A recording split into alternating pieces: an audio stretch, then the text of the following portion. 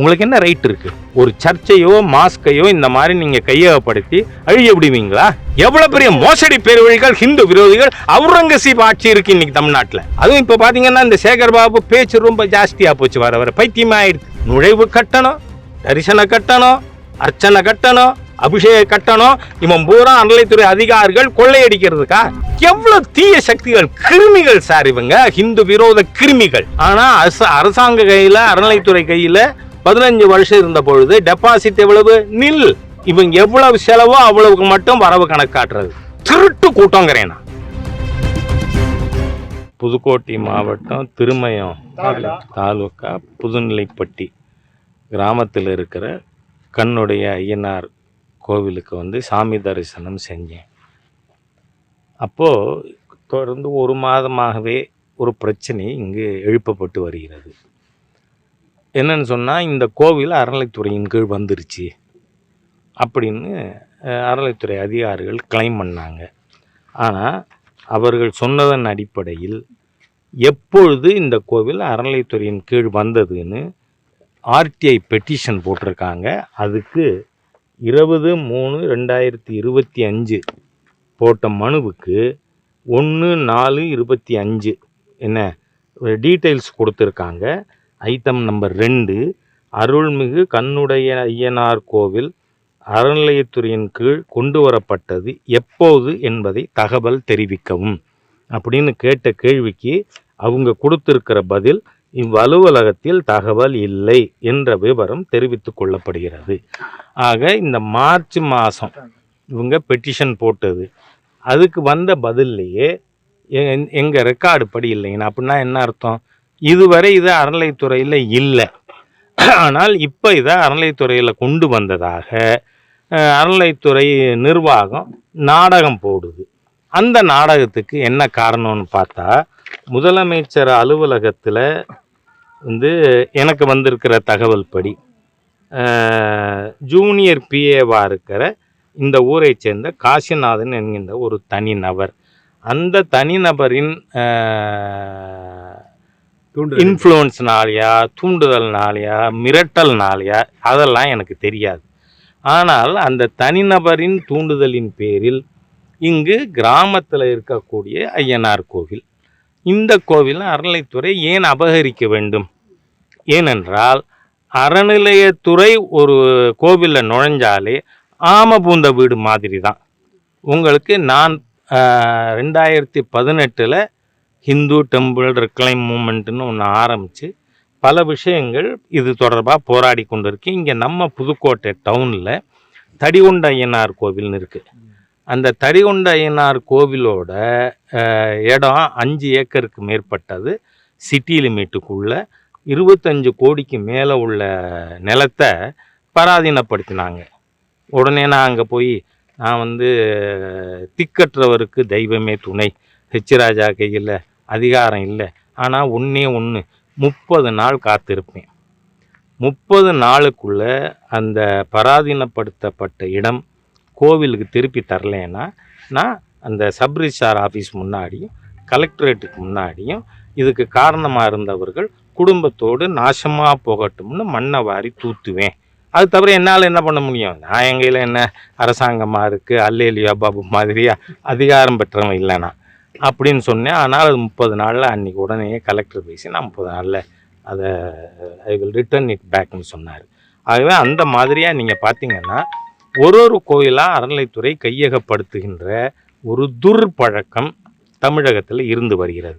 இது ஏன் நான் துர்பழக்கம்னு சொல்கிறேன்னு சொன்னால், ஒரு பிரின்சிபல் ஆஃப் நேச்சுரல் ஜஸ்டிஸு, ஒரு கோவிலை ஒரு நிலையில் அரசாங்கம் எடுத்துக்கொண்டால் குறைந்தது அந்த நிலையிலாவது அந்த கோவிலை பராமரிக்க வேண்டும் அறநிலைத்துறை. ஆனால் அந்த மாதிரி இதுவரை நடந்திருக்கா? நீங்கள் 2021 சுவோமோட்டோ கேஸ், அந்த சுவோமோட்டோ கேஸில் அரசு தரப்பிலிருந்து அறநிலைத்துறை வழக்கறிஞர் கார்த்திகேயன் இது போட்டிருக்காரு அஃபிடவிட்டு. அந்த அஃபிடவிட்டில் என்ன சொல்லியிருக்காரு?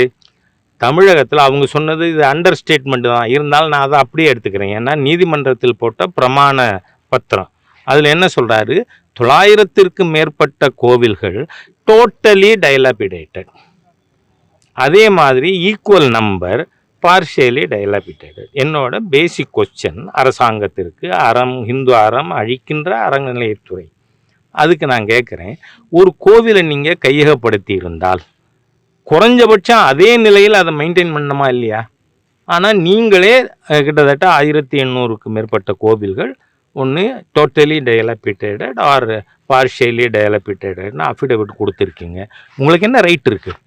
ஒரு சர்ச்சையோ மாஸ்கையோ இந்த மாதிரி நீங்கள் கையகப்படுத்தி அழிய விடுவீங்களா? அப்படின்னா அன்னிலேருந்து இன்ன வரை அறநிலைத்துறை வேலை பார்த்த அத்தனை பேரையும் ஜெயிலில் போடுங்கிறேன். நான் அவன் சொத்துக்களை ஜப்தி பண்ணுங்க, அந்த 1900 கோவிலை ரினோவேட் பண்ணுங்க. என்ன நடக்கிறது தமிழ்நாட்டில்? ஹிந்து விரோத தீய சக்திகள் இங்கே ஒரு நபரோட ஊர் மக்கள் பூரா சொல்லியிருக்காங்க, இன்னைக்கு எல்லாரும் வந்திருக்காங்க. ஒரு நபரோட தூண்டுதல அவர் சீஃப் மினிஸ்டர் ஆஃபீஸில் இருந்தால் பெரிய ஆளா? அதுக்கு ஜேசி ஏசி எல்லாரும் அடி பண்ணுவீங்களா? ஏன்னா உங்கள் டிபார்ட்மெண்டைய ஆர்டிஐ பெட்டிஷன் இருக்கு என்கிட்ட. நீங்கள் மார்ச் மாதம் வரைக்கும் இது அறநிலைத்துறையில் இல்லை அப்படின்னு நீங்கள் ஆர்டிஐயில் பெட்டிஷனில் கொடுத்துருக்கீங்க. அப்படி இருக்கும்போது இப்போ எப்படி நுழையலாம்? ஏன்னா இந்த அறநிலைத்துறை கோவிலை இவங்க கையில் இருந்தால் என்ன ஆகும், அதுவே தனியார் கையில் இருந்தால் என்ன ஆகும்? நான் தமிழ்நாட்டில் 100க்கு மேற்பட்ட கோவில்களுக்கு போய்த்தான் அந்த அமைப்பே ஆரம்பித்தேன். நீங்கள் பார்த்தா நம்ம திருநெல்வேலி மாவட்டத்தில் அங்கே ஒரு கிருஷ்ணன் கோயில்னு இருக்குது, ராஜபாளையம் பக்கத்தில் ஒரு கிருஷ்ணன் கோயில் உண்டு. இது இதில் திருநெல்வேலி ஜில்லாவில் இருக்குது, இப்போ தென்காசி. அந்த கிருஷ்ணன் கோவிலில் வயல்காட்டு ஆஞ்சநேயர் கோவில்னு ஒன்று இருக்குது, நஞ்ச வயல்லே ஆஞ்சநேயர் கோவில். அது 2003க்கு முன்னாடி அறநிலைத்துறை கையகப்படுத்தியது, அபகரித்தது சரியான வார்த்தை. அவர் கையகப்படுத்திய பிறகு டிபார்ட்மெண்டலி வழக்கு தொடர்ந்து சுப்ரீம் கோர்ட்டு வரப்போய் அந்த பரம்பரை தர்மகர்த்தாக்கள் தங்களை மீண்டும் தர்மகர்த்தாவாக சுப்ரீம் கோர்ட்டால் நியமிக்கப்பட்டார்கள். அதுக்கு பிறகு நான் போனது 19லே நான் போயிருந்தேன்னா. அப்போது நீங்கள் கோவிலுக்கு வரணுன்னாங்க, கோவிலுக்கு போனேன். அப்போ அவங்க சொன்னாங்க, இந்த கோவிலுக்கு எங்கள்கிட்ட நிர்வாகம் வந்த பிறகு 3 வருஷத்தில் 3,10,00,000 டெபாசிட் இருக்குது. ஆனால் உற்சவம் நடத்துறதுக்கு அந்த டெபாசிட் இன்ட்ரெஸ்ட் எங்களுக்கு ஆண்டுக்கு 25 லட்சம் வருது, 8%. அந்த டெபாசிட் இன்ட்ரெஸ்ட்டை உற்சவத்துக்கு பயன்படுத்தக்கூடாது, நீ வசூல் பண்ணி நடத்துன்னு அறநிலைத்துறை அதிகாரிகள், அதாவது நிர்வாகம் இருக்கிறது பரம்பரை தர்மகர்த்தா, இருந்தாலும் அறநிலைத்துறை உள்ளே இருக்குது. அதனால் அவங்க என்ன சொல்கிறான், நான் டெபாசிட் இன்ட்ரெஸ்ட் தர மாட்டேன், அது டிரான்ஸ்போர்ட் ஃபினான்ஸ் கார்பரேஷனில் டெபாசிட் ஆகிருக்கு. இது எல்லாமே நான் நேரடியாக கண்டது. அப்போது எவ்வளவு டெபாசிட் இருக்குதுன்னு கேட்டேன். 3,10,00,000. எத்தனை வருஷத்தில்? இந்த 3 வருஷத்தில். அரசாங்கம் கையில் எத்தனை வருஷம் இருந்தது? 15 வருஷம் இருந்தது. அந்த 15 வருஷத்தில் நீங்கள் வாங்கிக்கும் பொழுது இப்போ எவ்வளோ டெபாசிட் கொடுத்தாங்கன்னு கேட்டேன். நில். நீங்கள் ப்ரைவேட்டு நிர்வாகத்தில் 3 வருஷத்தில் 3,10,00,000 டெபாசிட், வெறும் உண்டியல் காசு டெபாசிட்டாக இருக்குது. ஆனால் அரசாங்க கையில், அறநிலைத்துறை கையில் 15 வருஷம் இருந்த பொழுது டெபாசிட் எவ்வளவு? நில். இவங்க எவ்வளவு செலவோ அவ்வளவுக்கு மட்டும் வரவு கணக்காட்டுறது. திருட்டு கூட்டங்கிறேன் நான், திருட்டு கூட்டம். நான் நேராக போய் பார்த்துருக்கேன், அவங்க சொன்னதுனால அதை சொல்கிறேன். நான் இங்கே இல்லைன்னா நிரூபிக்க சொல்லுங்க. இந்த அல்லேலியா பாபு இது எவ்வளவு பெரிய ஹிந்து விரோத தீய சர்க்கார்னா முருக பக்தர்கள் மாநாடு நடத்தக்கூடாங்கிறான். எவ்வளவு பெரிய மோசடி பேர்வழிகள், ஹிந்து விரோதிகள். அவுரங்கசீப் ஆட்சி இருக்கு இன்னைக்கு தமிழ்நாட்டில். ஏன் முருகன் மாநாடு நடத்தப்படாத? அந்த மாதிரி இந்த கோவிலை அபகரிக்க திட்டமிடுகிறார்கள். உங்களுக்கு என்ன அதிகாரம் வந்தது? போய் ஒரு சர்ச்சை கையகப்படுத்துங்க, ஒரு மாஸ்கை கையகப்படுத்துங்க. அவங்க 13 வருஷம் முன்னாடி கும்பாபிஷேகம் பண்ணியிருக்காங்க ஊர் மக்கள். நீயா பண்ண? அறநிலைத்துறை பண்ணிச்சா? அதுவும் இப்போ பார்த்தீங்கன்னா இந்த சேகர் பாபு பேச்சு ரொம்ப ஜாஸ்தியாக போச்சு, வர வர பைத்தியமாக ஆயிடுது. என்னை போய் 7 நாட்டான் சனிங்கிறான். ஆமான்றேன். சனிக்கு என்ன தெரியுமா குணம்? இதெல்லாம் சொல்லியிருக்கேன், வரவு செலவு கரெக்டாக, அதாவது பாவ புண்ணியங்களை கரெக்டாக கணக்கு போட்டு தீர்ப்பு கொடுப்பான் சனி. நீ உனக்கு 26 மே மாதம் இந்த அயோக்கியத்துறைக்கு, அறநிலைத்துறைக்கு இருக்குது. அதனால நான் என்ன சொல்றேன், தயவு பண்ணி நீங்க தலையிடாதீங்க, எந்த விதத்திலும் நீங்க தலையிட ரைட் இல்லை. நீங்க என்ன இப்ப திடீர்னு இந்த காசிநாதன் சொன்னா உள்ள வந்து நுழைவீங்களா? இது நாள் வரை யார் பார்த்தது? ஊர் மக்கள், இன்னைக்கு ஊர் மக்கள் எல்லாரும் இருக்காங்க, நான் ஒன்றும் தனியா வந்து நிக்கலைங்க. ஆகவே இந்த அறநிலைத்துறை மக்கள், இந்துக்களை சுரண்டுவதற்கு துன்பப்படுத்த, அறநிலைத்துறையில் ஒரு கோயில் போனா என்ன ஆகும்? ஏன் போகக்கூடாதுங்கிறேன். இப்போ நீங்க, நான் இப்போ சமீபத்தில் திருவண்ணாமலைக்கு போயிருந்தேன். நீங்கள் உள்ள நுழையும் போதே ஒருத்தர் இருந்து எல்லார்ட்டையும் ஒரு பக்கமாக வான்னு சொல்லிவிட்டு 50 ரூபா வாங்கினான். இது என்னப்பா காசு? உள்ளுக்குள்ளே நுழையும் போதே ரசீதே இல்லாமல் நுழைவு கட்டணமா? அதுக்கப்புறம் நீங்கள் போனீங்கன்னா அங்கே சாமி பார்க்கறதுக்கு என்ன கட்டணம்? தரிசன கட்டணம். அதுக்கப்புறம் அர்ச்சனை பண்ணணும்னா அர்ச்சனை சீட்டு. அதுக்கப்புறம் அபிஷேகம் பண்ணணும்னா 2500 ரூபா. ஒரு ஹிந்து, நான் கேட்குறேன், ஞாயிற்றுக்கிழமை சர்ச்சுக்கு போகிற கிறிஸ்தவர்கள் பணமா கட்டுறான். அது இந்த அரசாங்கத்தோட தீய என்ன தெரியுமா? இந்த அவுரங்கசீப் சர்க்காரோடது ஹிந்துக்களை மத நம்பிக்கை விட்டு அவனை ஓடிப்போ வைக்கணும். ஹிந்துக்கள் கோவிலுக்கு வரக்கூடாது, அது தடுக்கணும். அதுக்காக அவங்களுக்கு போடுற ஜிசியா வரி இது. நுழைவு கட்டணம், தரிசன கட்டணம், அர்ச்சனை கட்டணம், அபிஷேக கட்டணம். இவன் பூரா அறநிலைத்துறை அதிகாரிகள் கொள்ளையடிக்கிறதுக்கா? நான் சொல்லலை. அந்த 2021 சுவோமோட்டோ ஜட்ஜ்மெண்ட்ல ஜட்ஜஸ் மகாதேவனும் ஜஸ்டிஸ் ஆதிகேசவலு அவங்க 2 பேரும் கொடுத்த ஜட்ஜ்மெண்ட் அது. அந்த ஜட்ஜ்மெண்ட்ல என்ன தெரியுமா சொல்லியிருக்காங்க? ஆல் தி ஜேசிஸ் are in dereliction of duty. ஏன்னா செக்ஷன் 77, 78, 79 படி கோவில் சொத்துக்களை பராதீனப்படாமல் பாதுகாக்க அதிகாரம் வழங்கப்பட்ட பிறகும் நீதிபதிகள் என்ன சொல்றாங்க? ஹெச்ஆர்என்சி ஆக்ட் செக்ஷன் 77, 78, 79ல இந்த ஜேசிஸுக்கெல்லாம் அதிகாரம் கொடுத்த பிறகும் கோவில் சொத்துக்கள் பராதீனப்படுத்தப்பட்டு இருக்கிறதுன்னா ஆல் தி ஜேசிஸ் ஆர் அண்டர் டிரிலிக்ஷன் ஆஃப் டியூட்டின்னு. ஆக ஒரு டிபார்ட்மெண்ட்டை நிர்வகிக்கிறதுக்கு துப்பு கட்ட ஹிந்து மதத்தின் மீது நம்பிக்கை இல்லாத கூட்டம். ஏன்னா முருகன் மாநாடு மதுரையில் நடத்தும் பொழுது முத்தமிழ் கடவுள் முருகன் மாநாடுன்னு, அதில் ஹிந்து மதத்தை மலேரியா டெங்கு கொசு மாதிரியா அழிப்பேன்னு சொன்ன ஹிந்து விரோதி துரோகி உதயநிதி ஸ்டாலினை கூட்டின்னு நீங்கள் நிறைவு உரையாற்ற சொல்கிறீங்க. அந்த ஆள் அங்கே என்ன சொன்னா? இது ஆன்மீக மாநாடு இல்லை, பின்ன எதுக்கு கோவில் பணத்தில் நடத்துறீங்க? எவ்வளவு தூரம் ஹிந்துக்களை கொடுமை பண்றது, ஹிந்துக்களோட சொத்துக்களை கொள்ளையடிக்கிறது, கோவில் பணத்தை திருடுறது. நீங்க முத்தமிழ் கடவுள் முருகன் மாநாடுன்னு தானே நடத்துனீங்க.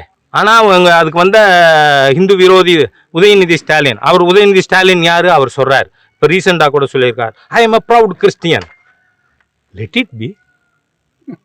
cannot I be a proud Hinduங்கிறான் உதயநிதி ஸ்டாலின். ஏன்னா அவர் சொன்னாரு, நான் கிறிஸ்தவர், நான் காதலித்து மணந்த என் மனைவி கிறிஸ்தவர் அப்படின்னு சொன்ன உடனே இந்த இந்து விரோதி சேகர் பாபு என்ன சொல்லிட்டு அல்லேலுயா. எவ்வளவு தீய சக்திகள், கிருமிகள் சார் இவங்க, ஹிந்து விரோத கிருமிகள். மலேரியா டெங்கு கொரோனா போல இந்த புதிய வெர்ஷன் ஆஃப் கொரோனாவே இந்த அறநிலைத்துறை தாங்கிறேன்னா. நீங்க இந்த கோவிலை நீங்க தலையிடுறதுக்கு எந்த அதிகாரமும் கிடையாது. ஹிந்துக்கள் பூரா கால வரையற்ற உண்ணாவிரதம் இருக்க வேண்டியிருக்கும் நான் எச்சரிக்கை விரும்புகிறேன். ஏன்னா அறநிலைத்துறை பட்டியலில் இந்த கோவில் இல்லை. Reading from their record. அதனால அந்த மாதிரி இருக்கும்பொழுது இப்போ நீங்கள் நுழையிறது தீய நோக்கத்தோடு. என்ன நோக்கம்? அந்த 1900 கோவில் எய்தர் டோட்டலி டைலாபிட்டேட்டட் ஆர் பார்ஷியல், அது அழிச்ச மாதிரி இந்த ஐயனார் கோயிலை அழிக்கிறதுக்கு இந்த அறநிலைத்துறை திட்டமிடுகிறது, சதியிடுகிறது. கோவிலை அழிக்கிறதுக்காக திட்டம் போடுது. அதனாலதான் உங்க பட்டியலில் இல்லாத கோவிலை நீங்க இன்னைக்கு இங்க இது பண்றீங்க. கேட்டா அந்த அம்மா சொல்றாங்க, எங்களுக்கு கணக்கை காட்டிவிட்டு கோயிலுக்கு. நீ யார் கணக்கேக்க? கோவில்ல கிராமத்துல ஐயனார் கோவில் இருந்தா நீ நாட்டாமியா?